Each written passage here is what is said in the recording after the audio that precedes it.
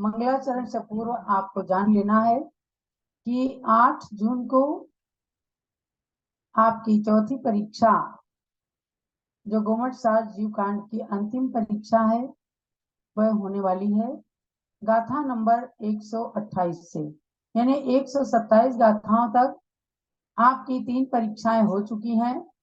बहुत अच्छा परिणाम रहा है, सबने खूब परिश्रम करके पढ़ाई करके परीक्षाएं दी हैं और अब चौथी परीक्षा 128 नंबर की गाथा से लेकर और 173 नंबर की गाथा, यानी जो गोमट सार जीव कांड सार ग्रंथ है उसमें इतनी ही गाथाएं हैं, तो संपूर्ण गाथाओं की परीक्षा होने वाली है 8 जून को दिन में 3:30 बजे से, जैसे पूर्व की परीक्षाएं हुई हैं इसी प्रकार से भगवान ऋषभ देव जूम चैनल के चैट बॉक्स में पेपर डिस्प्ले किया जाएगा और एक प्रश्न की 4 उत्तर पहले की तरह से रहेंगे और एक सही उत्तर पर आपको टिक लगाना रहेगा, सबमिट करना रहेगा और इस प्रकार से आपके गोमट सार की परीक्षा पूर्ण होगी। अब प्रारंभ करती हूँ मंगलाचरण के साथ आज का स्वाध्याय। सिद्धम शुद्धम प्रणमीय जिनिंद वर्णेमि चंद्रमकलंकम गुणरयण भूषणोदयम जीवस्य परोवणम वोच्छम। 20 प्ररूपणाओं के माध्यम से जीव की अवस्थाओं को बताने का संकल्प लेकर आचार्य श्री नेमिचंद्र सिद्धांत चक्रवर्ती ने गोमट सार जीवकांड नाम के ग्रंथ को रचा है और उसकी प्रमुख प्रमुख गाथाओं को चयन करके पूज्य गणनी ज्ञानमती माता ने ये सार रूप में गोमट सार जीवकांड सार नाम का जो ग्रंथ दिया, अत्यंत उपयोगी और सारभूत ग्रंथ है। इसके स्वाध्याय से ही आप सब साधारण ज्ञानी भी गोमट सार जीवकांड के सार को समझ जाएंगे। इस लक्ष्य से इस ग्रंथ का हमने स्वाध्याय शुरू किया है।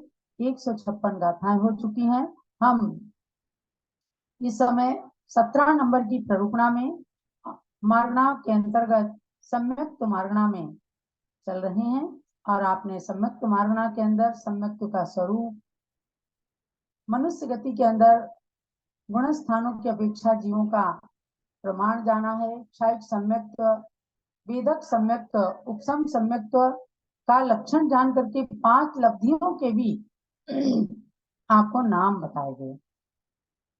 ये लब्धियां प्राप्त करके मनुष्य या चारों गति के जीव सम्यक्त के अभिमुख होते हैं और करण लब्धि 5वीं जो लब्धि है उसको प्राप्त करने वाले जीव के नियम से सम्यक दर्शन होता ही होता है। तो अब 157 नंबर की गाथा, सम्यक्त के योग्य कौन से जीव होते हैं। चतुगति भवो सन्नी पज्जतो सुजगो यसागारो जागारो सल्लेसो सलत्तिगो सम्ममुपगमयी। गाथा समूह पढ़िए। चतुगति भवो सन्नी पज्जतो सुजगो यसागारो जागारो सल्लेसो सलत्तिगो सम्ममुपगमयी। चतुर्गति भव्यः संगी पर्याप्ता शुद्धकश्च साकारः जागरूका सल्लेश्या सलब्धिका सम्यक्त्वमुपगच्छति। इस गाथा के माध्यम से आचार्य देव कहते हैं कि चारों ही गतियों में सम्यक दर्शन की प्राप्ति होती है, यानी चारों गति के जीव सम्यक दर्शन की प्राप्ति की योग्यता रखते हैं। तो चारों गति में से किसी एक जीव किसी एक गति का धारक होता है, माने चाहे मनुष्य गति में है, चाहे नरक गति में, चाहे तिर्यंच गति में और चाहे देव गति में है, लेकिन उसके साथ कुछ शर्तें हैं। अर्थात वो जीव भव्य होना चाहिए, जिसके अंदर भव्यता है। भवितुम योग्य, मोक्ष प्राप्त करने के अनंत चतुष्टय को प्राप्त करने की योग्यता है।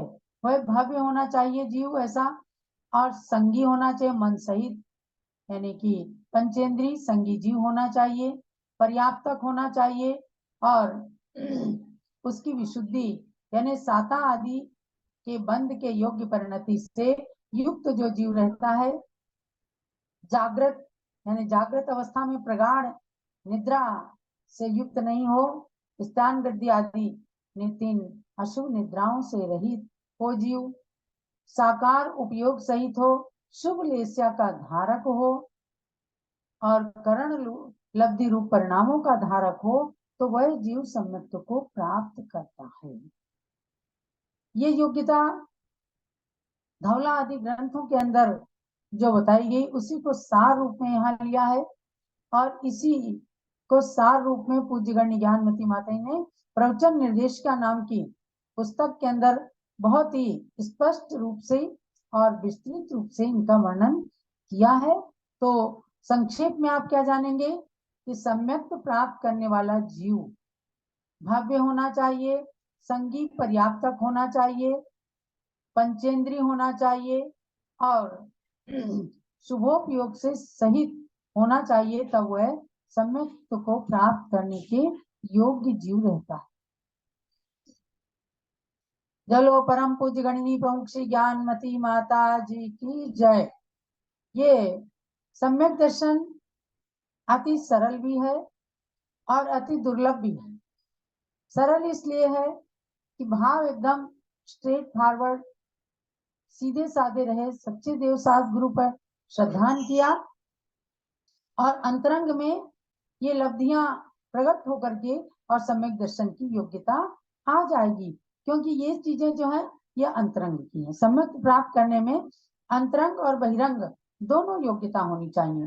तो बहिरंग योग्यता क्या है? संगीत पर्याप्तक पंचेंद्री जीव होना चाहिए। अंतरंग की योग्यता ये है कि दर्शन मोहनी कर्म का उपशम क्षय और क्षयोपशम होना चाहिए। वो चीजें दिखती नहीं है, लेकिन अंतरंग में ऑटोमेटिकली सब चीज चला करती हैं, बस बाह्य निमित्त हमें दिखाई पड़ते हैं। तो बाह्य निमित्तों में ये जानना है कि चारों गतियों में सम्यक दर्शन की प्राप्ति हो सकती है, बस केवल इतनी इतनी चीजें होनी चाहिए। और पहले ही बताया गया है कि 5 लब्धियों में से क्षयोपशम, विशुद्धि, देशना और प्रायोग्य, ये 4 लब्धियां सामान्य को, किसी भव्य अभव्य सभी को हो सकती हैं सामान्य रूप से, और करण लब्धि उसी को होगी जो सम्यक दर्शन के बिल्कुल अभिमुख है, भव्य जीव है, तो उसी को करण लब्धि हो सकती। करण लब्धि होने के बाद नियम से सम्यक होता ही होता है। हम इस मारणा की, सम्यक मारणा की अंतिम गाथा है 158 नंबर। आपको ये तो ज्ञात ही हो गया है कि बीच बीच में तमाम गाथाओं को छोड़ करके प्रमुख प्रमुख गाथाओं का संकलन करके इसको सार रूप में ये ग्रंथ हमारे लिए प्रदान किया है पूज्य माता जी ने। तो इसलिए कुछ कुछ गाथाएं ही हर प्ररूपना के अंदर प्रदान की हैं। अणुव्रत और महाव्रत का महत्व बताते हैं अंतिम गाथा के अंदर, सम्यक मारणा की अंतिम गाथा। चत्तारि विखेतायं चत्तारि विखेतायं आउगवन्देन होदि सम्मतम् आउगवन्देन होदि सम्मतम् अणुवद महावदायं अणुवद महावदायं नलहै देवाउगम मोतुम नलहै देवाउगम मोतुम। सामूहिक गाथा पढ़िए। चत्तारि विखेतायं आउगवन्देन होदि सम्मतम् अणुवद महावदायं नलहै देवाउगम मोतुम्। चत्वार्यपि क्षेत्राणि आयुष्कबन्धेन भवति सम्यक्त्वम् अणुव्रत महाव्रतानि न लभते देवायुष्कम मुक्त्वा। बहुत ही ध्यान देने योग्य ये गाथा है, यानी कि चारों गतियों की जीवों को हर प्रकार की फैसिलिटी दी गई है कि आप सम्यक दर्शन को प्राप्त कर सकते हैं। पाप कर्म के उदय से नरक और तिर्यंच गति भी मिल गई है, तो वहां पर भी यदि आपके भाव अच्छे हैं और निमित्त अच्छे मिल रहे हैं तो सम्यक तो हो सकता है। तो क्या कहा कि चारों गति संबंधी आयु कर्म का बंद हो जाने पर, देखो गति अलग है और आयु अलग है। जैसे नरक गति नरक आयु, तिर्यंच गति तिर्यंच आयु, मनुष्य गति मनुष्य आयु, देव गति देव आयु। आप एक बात समझिए, गति का बंद होने पर छूट सकती है, आयु का बंद होने पर उस गति में नियम से जाना पड़ेगा, आयु छूटती नहीं।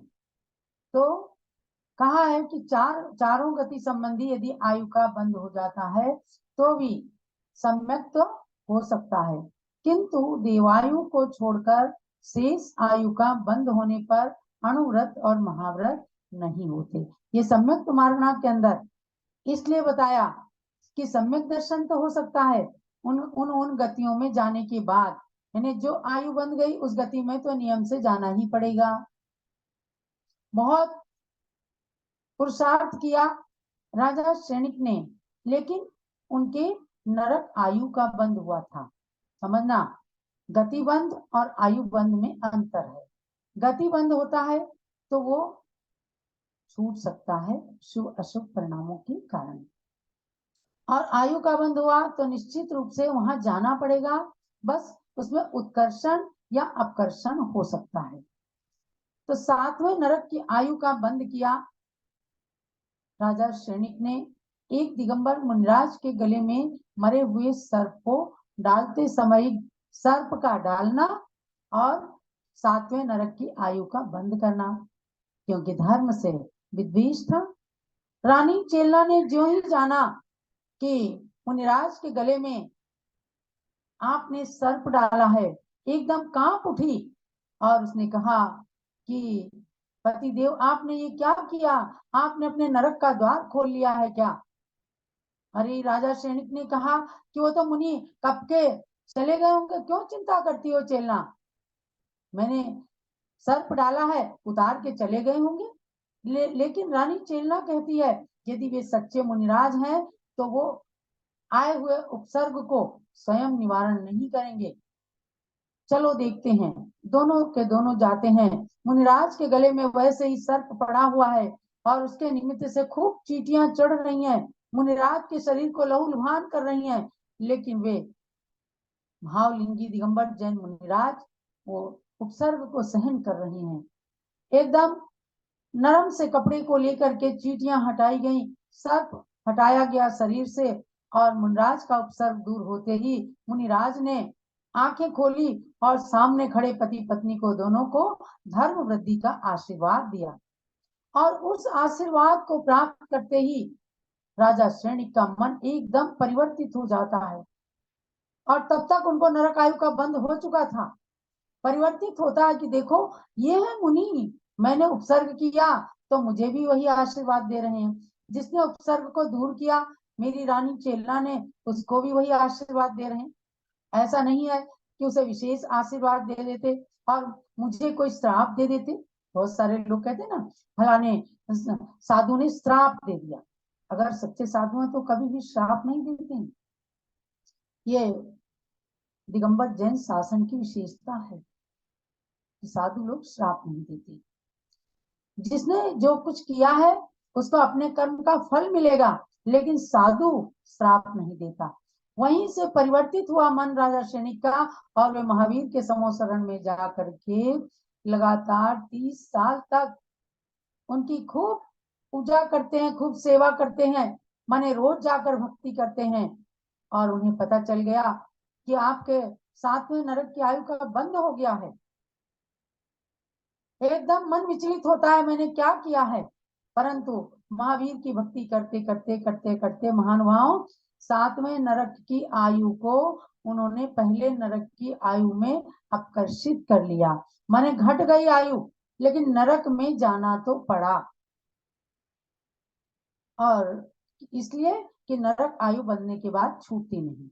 अगर केवल गति का बंध किया होता तो छूट जाती, लेकिन आयु का बंध करने के बाद फिर उस गति में निश्चित रूप से जाना पड़ता है।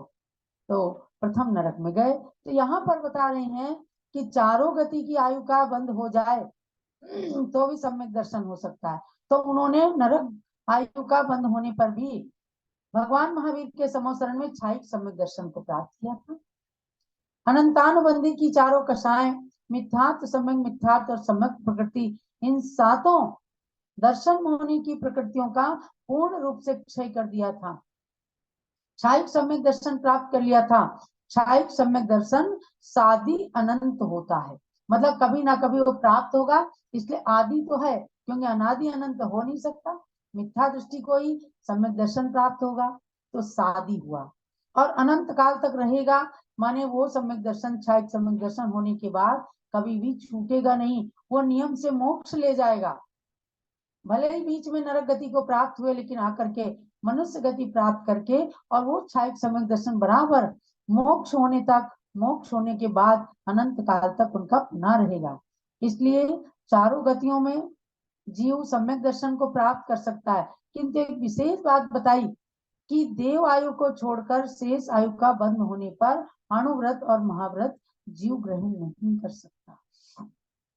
यानी जो अणुव्रती और महाव्रती हैं, उनके केवल एक देवायु का बंद होगा, और जिन मनुष्यों के नरक तिर्यंच आयु का बंद हो गया है, वो महाव्रत अणुव्रत नहीं धारण कर पाएंगे।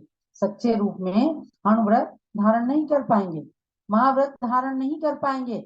इसलिए अपने को अपनी परीक्षा करने के लिए अणुव्रत और महाव्रतों को धारण करने के लिए जल्दी से जल्दी कोशिश करनी चाहिए कि हमारे किसी और आयु का बंध ना होने पाए, एक देवायु का ही बंद हो और देव आयु को हो करके पुनः मनुष्य गति में आकर के हम मोक्ष प्राप्त करें।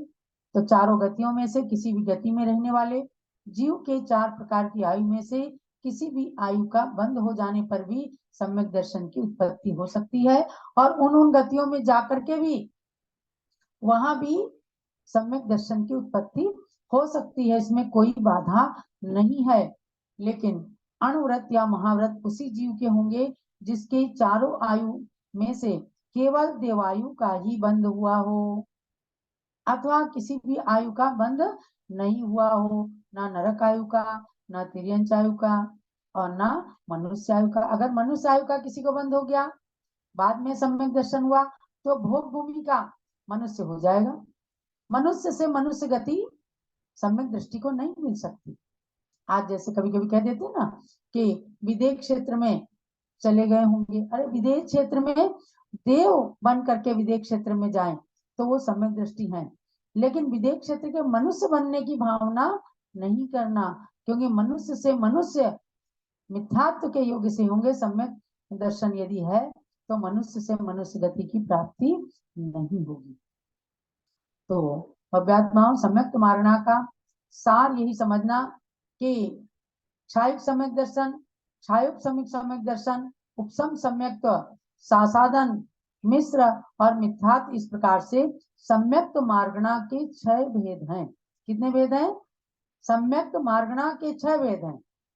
क्षायिक, क्षायोपशमिक, औपशमिक, सासाधन, मिश्र और मिथ्यात्व। मार्गणा में सम्यक सम्यक मिथ्यात्व और मिथ्यात्व को भी लिया है, सासाधन को भी लिया है। तो 3 सम्यक दर्शन को तो आपने अच्छे से जान लिया, और सासाधन सम्यक तो जो सम्यक से जीव च्युत होता है, मिथ्यात्व तक आता नहीं है, और उसके बीच का काल केवल अंतर मुहूर्त का काल जो है वह सासाधन गुण स्थान को प्राप्त कराने वाला, यानी कि सम्यक की आसाधना करने वाला जीव सासाधन गुण स्थानवर्ती कहलाता है। ऐसे मिश्र की बात है। विरता विरत माने संयता संयत की अवस्था का नाम है विरता विरत, जिसके तत्वों का श्रद्धान और अश्रद्धान दोनों रहता है। एक तो संयता संयत होते गुण स्थान है, तो उसमें क्या है, संयम और असंयम दोनों रहते हैं। यहाँ उसकी बात नहीं है, यहाँ है सम्यक मार्गणा की बात। तो मिश्र यानी सम्यक मिथ्यात्व जो है वह कैसे होगा कि जिसके तत्वों का श्रद्धान भी है और कभी कभी अश्रद्धान भी हो जाता है। तो वो मिश्र गुण स्थान वाला सम्यक मिथ्या दृष्टि कहलाता है। और मिथ्यात्व क्या है? सम्यक के साथ मिथ्यात्व का कथन, यानी मिथ्यात्व पूर्वक ही सम्यक दर्शन होगा। जो मिथ्या दृष्टि है उसी को सम्यक दर्शन होगा। तो जिनेन्द्र कथित आप आदि यानी आप आगम और पदार्थों का जब श्रद्धा नहीं हो पाता है या ये जीव श्रद्धा नहीं कर पाता है, तो कुदेव कुतत्व आदि का श्रद्धा करता है, तो वह मिथ्या दृष्टि है।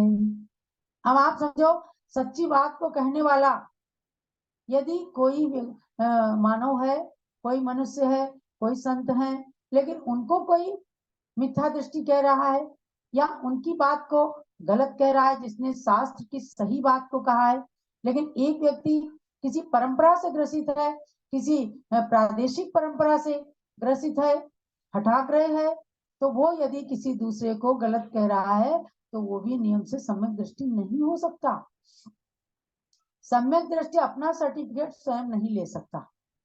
सम्यक दृष्टि का सर्टिफिकेट तो केवल भगवान देते हैं कि हाँ भाई ये सम्यक दृष्टि जीव है, जो किसी की निंदा नहीं करता, जो अपने सहधर्मी बंधु को कभी गलत नहीं कहता, जो भंड वचन नहीं बोलता, जो किसी के दिल को नहीं दुखाता, तो वह सम्यक दृष्टि होता है। तो महानुभाव इस प्रकार से कहा है। और अंत में इस अधिकार में कहा कि मिथ्या दृष्टि और सासाधन सम्यक दृष्टि वाले जीव पाप जीव हैं। देखो, पाप और पुण्य दो ही चीजें हैं संसार में।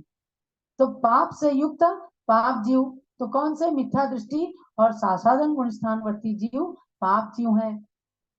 मिश्र मिश्र गुण स्थान वाले जीव पुण्य पाप के मिश्रित अवस्था वाले जीव हैं।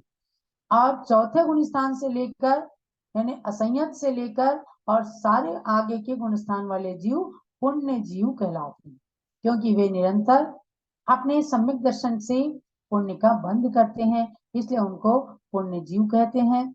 एक बार जिस जीव को सम्यक दर्शन हो जाता है, वह जीव नियम से मोक्ष को प्राप्त करता है, चाहे कभी भी मोक्ष को प्राप्त करे, लेकिन वह एक न एक दिन मोक्ष को नियम से प्राप्त करेगा। कम से कम अंतर मुहूर्त में, अधिक से अधिक अर्धपुद्गल परावर्तन काल तक वह संसार में रह सकता है। इसलिए आज के स्वाध्याय का सार यही समझना कि करोड़ों उपाय करके भी अपने सम्यक रूपी रत्न को संभाल करके रखना है, उसको प्राप्त करना है, उसको दृढ़ करना है। जलो द्वाद सांग मई जिनवाणी माता की जय। और अब यहाँ पर भगवान के समक्ष सहस्त्रनाम मंत्रों के द्वारा 1008 पुष्पों से आराधना होगी। ये जिनेंद्र भगवान की